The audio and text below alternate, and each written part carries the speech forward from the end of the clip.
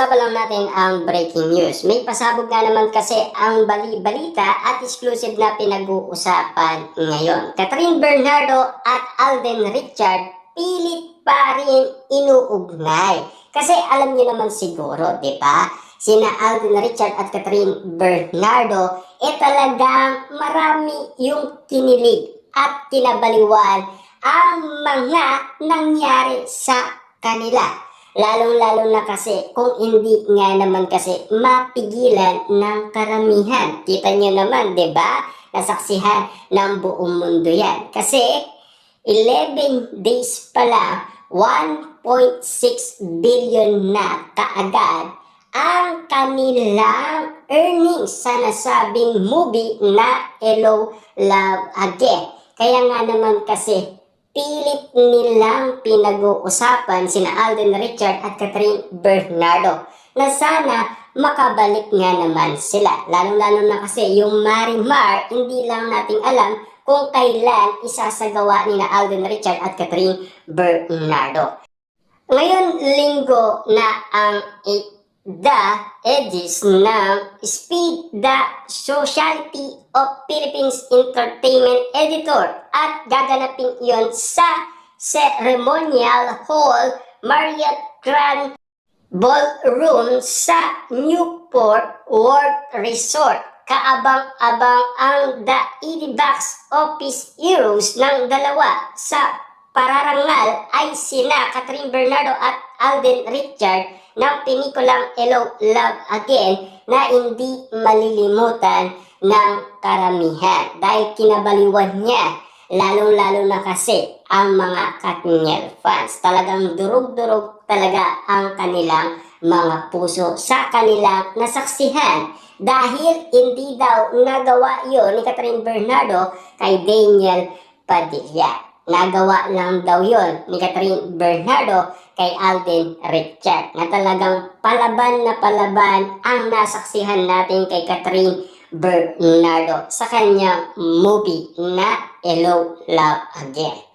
Marami nga naman kasi ang nagtatanong bakit nga naman kasi ang mga bagay na nangyari na hindi nga naman kasi nangyari noon sa Katniel. Excited na nga ang mga fanay at sana raw ay parehong makadalo sina Catherine Bernardo at Alden Richard sa Hades. Siyempre, ang mga fanay na Katden Love Team ay pilit pa rin inuugnay sa isa't isa sina Catherine Bernardo at Alden Richard, ha?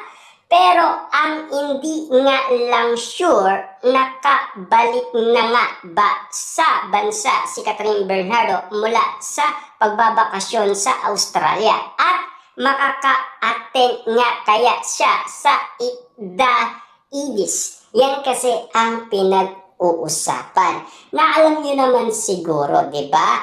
Lahat ng mga bagay na hindi nga naman kasi nakalaan kina Alden Richard at Catherine Bernardo. Kita niyo naman, no?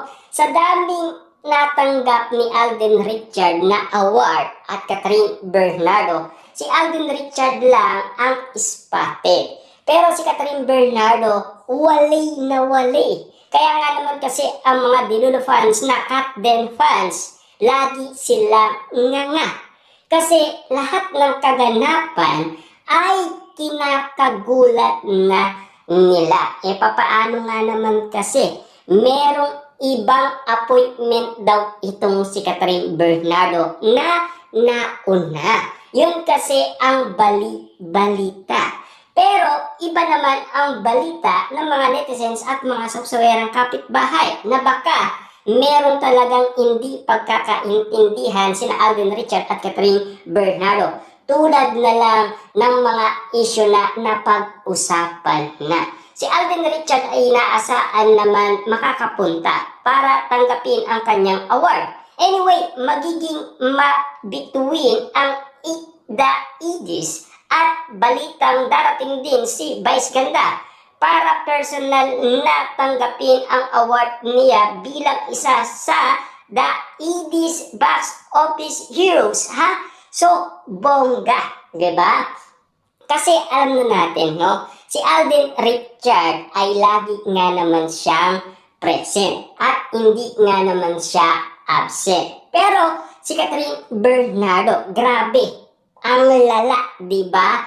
Lahat na yata ng award nilang dalawa ni Alden Richard, wala man siyang natanggap, di ba? Kaya nga naman kasi lahat ng mga pinag-uusapan ngayon parang umiiwas na sila sa isa't isa. Ang dami ng balita umano kina Alden Richard at Catherine Bernardo. Simula nga naman kasi natapos na ang kanilang movie na Hello, Love Again. Tila meron na talagang tampuhan, lalong-lalo na kasi sa nangyari kay Alden Richard na hindi niya nakaya.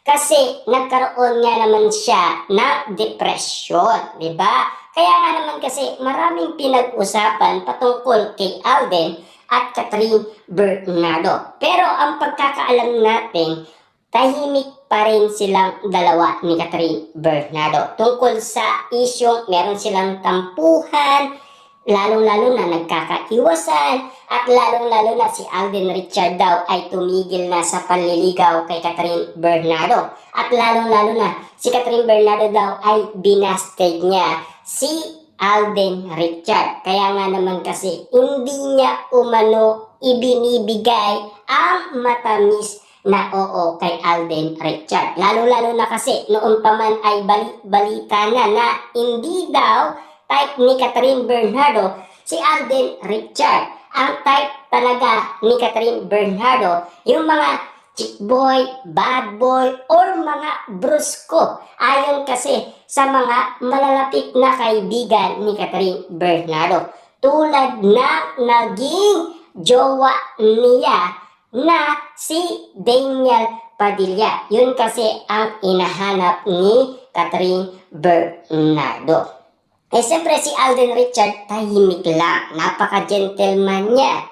Kasi maraming mga kababaihan na mga artistang nagpapatunay kung ano ang kaugalihan ni Alden Richard. Yung hinahanap kasi ni Catherine Bernardo ay wala kay Alden Richard. Pero napamahal na rin si Alden Richard kay Catherine Bernardo. Pero si Alden Richard, mahal na mahal niya talaga si Catherine Bernardo. Hindi lang natin alam bakit nga ba nagkagano.